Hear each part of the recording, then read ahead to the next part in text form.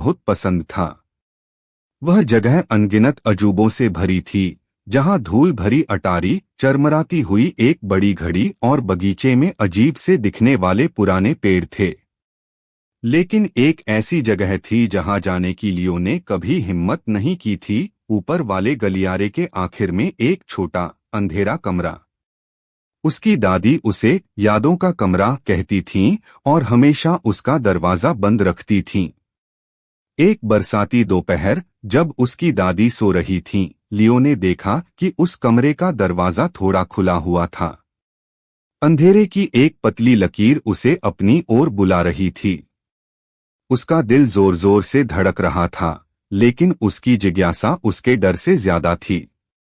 उसने दरवाजे को धक्का देकर खोला और सीलन भरी ठंडी हवा का एक झोंका उसके ऊपर आया। कमरा लगभग खाली था, सिवाय बीच में रखी एक छोटी हिलने वाली कुर्सी के।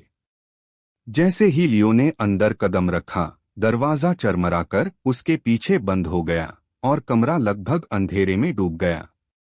रोशनी केवल दीवार पर ऊपर लगी एक छोटी गंदी खिड़की से आ रही थी। वह छत पर बारिश की टपटप और एक अजीब धीमी आवाज सुन सकता था, जैसे दीवारें खुद फुसफुसा रही हों। फुसफुसाहटें कह रही थीं, चुप चुप, क्या तुम सुन सकते हो? यहाँ राज रखे जाते हैं। लियो की सांस गले में अटक गई। वह भागना चाहता था, लेकिन उसके पैर मानो जमीन से चिपक गए थे। हिलने वाली कुर्सी चलने लगी, पहले धीरे धीरे, फिर तेज, जैसे उस पर कोई अनदेखा व्यक्ति बैठा हो। सो जा, रो मत। फुसफुसाहटें और तेज हो गईं और उसके चारों ओर घूमने लगीं। लियो ने अपनी आंखें जोर से बंद कर लीं। वहां कौन है? उसने कांपती हुई आवाज में पूछा।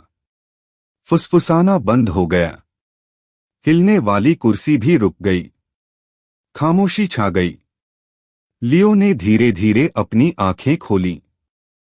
हल्की रोशनी में उसने कुर्सी की सीट पर कुछ देखा जो पहले वहां नहीं था। लकड़ी का एक छोटा संगीत बॉक्स। हिचकिचाते हुए वह आगे बढ़ा और उसे उठा लिया। लकड़ी छूने में चिकनी और ठंडी थी। ढक्कन पर एक छोटी नाचने वाली गुड़िया खुदी हुई थी। उसने कांपते हुए हाथ से ढक्कन उठाया। एक मीठी खनकती हुई धुन कमरे में गूंज उठी, जिसने अंधेरे को दूर भगा दिया। यह एक जानी पहचानी धुन थी जिसे उसकी दादी अक्सर गुनगुनाती थीं। फुसफुसाहटें जा चुकी थीं और उनकी जगह आरामदायक संगीत ने ले ली थी।